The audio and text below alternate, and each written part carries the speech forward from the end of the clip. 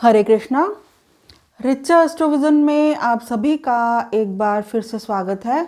आज हम फिर से एक बहुत ही इम्पॉर्टेंट टॉपिक पर बात करने वाले हैं और वो है कि केतु ग्रह हमारे बर्थ चार्ट के किन हाउसेस में, किन भावों में हो तो वो बेहतर परिणाम दे सकता है। तो आज के इस वीडियो में हम इसी विषय पर चर्चा करने वाले हैं। तो आइए शुरुआत करते हैं। देखिए, वैदिक ज्योतिष में केतु ग्रह का जो संबंध है वो इंट्यूशन, रिसर्च, डिटैचमेंट, डिससैटिस्फैक्शन और पास्ट लाइफ से जोड़ा जाता है। तो इस संसार में जो कुछ भी रहस्यात्मक है, मिस्टीरियस है, उस सब का संबंध जो है वो केतु ग्रह से हो सकता है। हर वो चीज़ जिसे कि हम लॉजिक से प्रूव नहीं कर सकते, उस सब का संबंध जो है वो केतु ग्रह से हो सकता है। तो केतु ग्रह हमारे जीवन में पास्ट लाइफ और कार्मिक सेटलमेंट को भी रिप्रेजेंट करता है।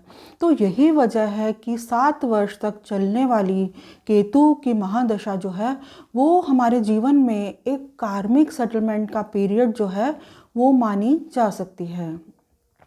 तो केतु महादशा के दौरान इस बात की प्रबल संभावना रहती है कि व्यक्ति जो है वो अपने परिवार से दूर या फिर अपने जन्म स्थान से दूर जा सकता है, भले ही ऐसा काम की वजह से हो या किसी भी दूसरी वजह से।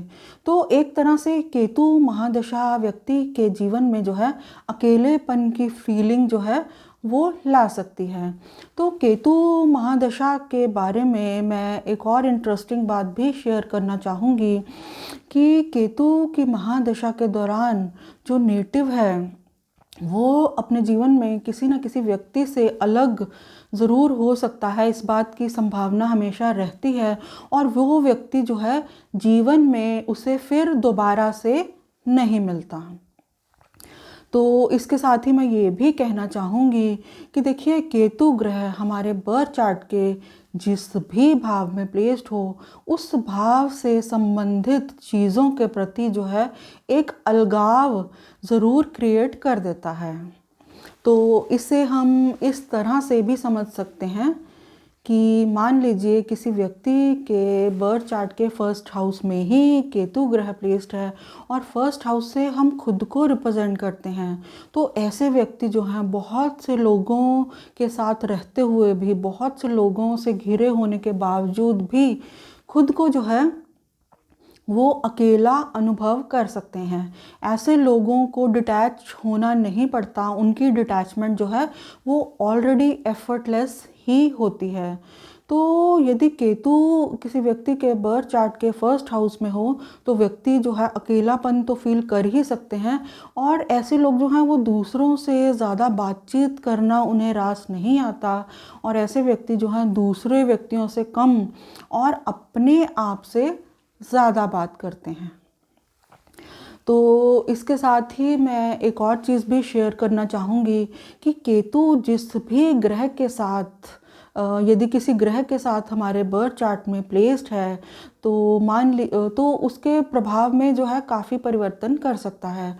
तो मान लीजिए केतु ग्रह हमारे बर्थ चार्ट में बुध ग्रह के साथ ही प्लेस्ड है और बुध क्योंकि हमारी कम्युनिकेशन को रिप्रेजेंट करता है, तो केतु यदि बर्थ चार्ट में बुध के साथ प्लेस्ड है या केतु जेमिनाई साइन में प्लेस्ड है, मिथुन राशि में प्लेस्ड है, तो उस स्थिति में व्यक्ति की जो है कम्युनिकेशन है, चाहे वो रिटन हो या उसकी लैंग्वेज हो, तो उसमें जो है व्यक्ति जो है बहुत ज़्यादा प्रिसाइज और टू द पॉइंट हो सकता है।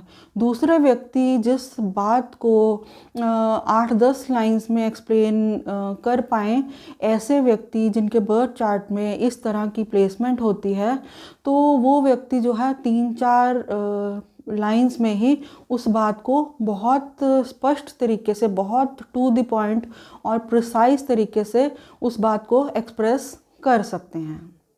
तो अब हम हमारे बर्थ चार्ट के कुछ एक हाउसेस के बारे में बात करने वाले हैं जहाँ पर कि केतु ग्रह यदि वेल प्लेस्ड हो तो बेहतर परिणाम दे सकता है।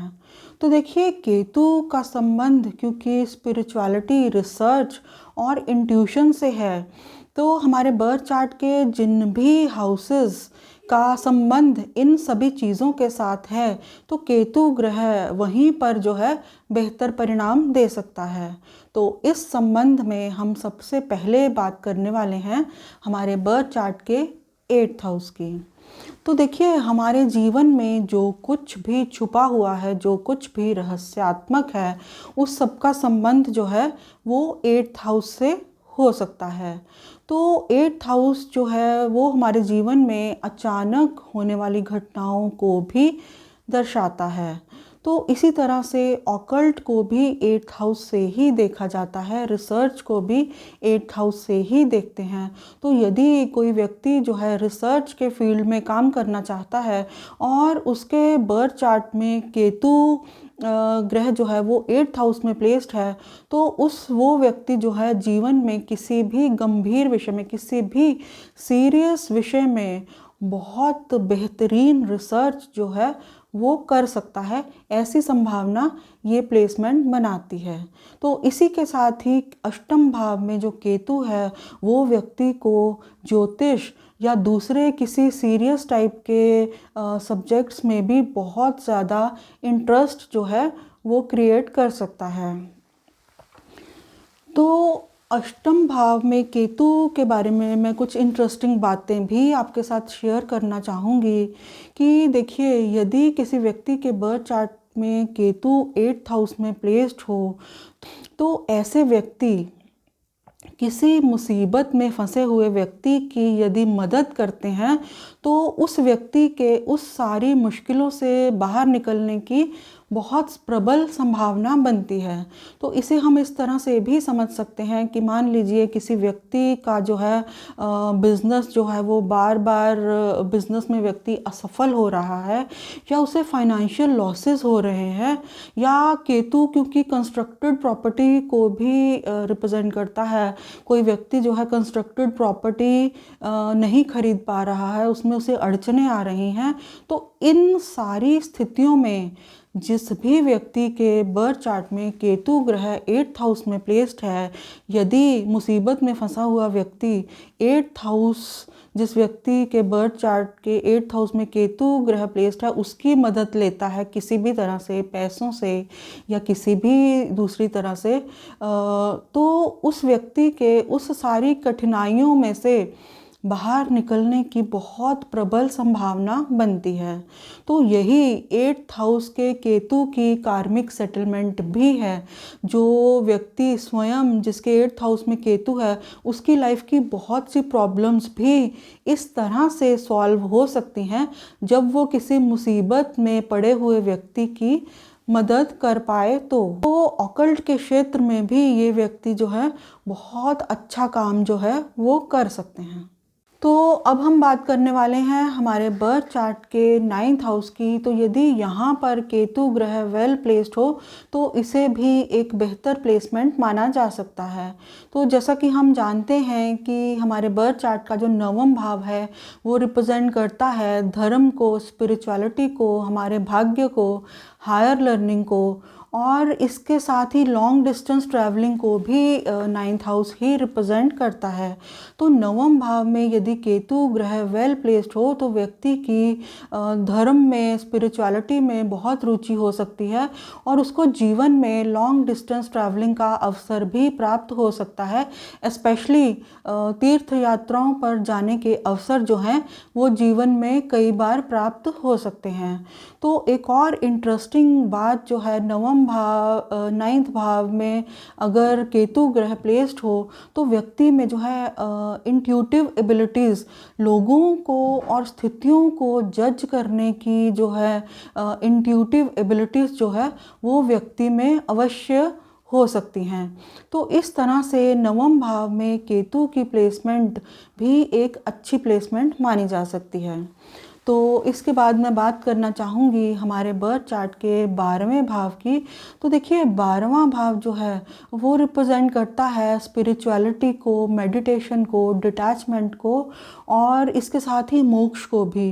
तो यदि कोई व्यक्ति जो है मेडिटेशन के क्षेत्र में, स्पिरिचुअलिटी के क्षेत्र में यदि आगे बढ़ना चाहता है, 12वें भाव में केतु की प्लेसमेंट जो है वो एक बेहतर प्लेसमेंट मानी जा सकती है। तो यहाँ पर केतु यदि यहाँ पर प्लेस्ड हो तो ऐसे व्यक्ति, क्योंकि देखिए केतु जो है वो चीज़ों को इकट्ठा करने में नहीं बल्कि चीज़ों को देने में विश्वास करता है।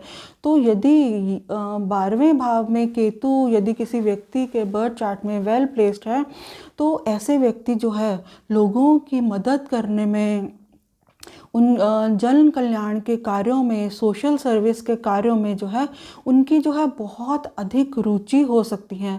और ऐसे व्यक्ति लोगों की मदद करके, भले ही लोगों ने उनसे मदद ना भी मांगी हो, बिन मांगे भी दूसरे लोगों की मदद करके ऐसे व्यक्तियों को जो है मानसिक शांति प्राप्त होती है। तो इस तरह से जो 12th हाउस का केतु है वो स्पिरिचुअलिटी अभी चीज़ों को ध्यान में रखते हुए जो है वो एक बेहतर प्लेसमेंट मानी जा सकती है। तो ये था मेरा छोटा सा विश्लेषण। अगर आपको मेरा ये वीडियो अच्छा लगा हो तो मेरे चैनल को सब्सक्राइब करें, मेरे वीडियो को लाइक करें। हरे कृष्णा।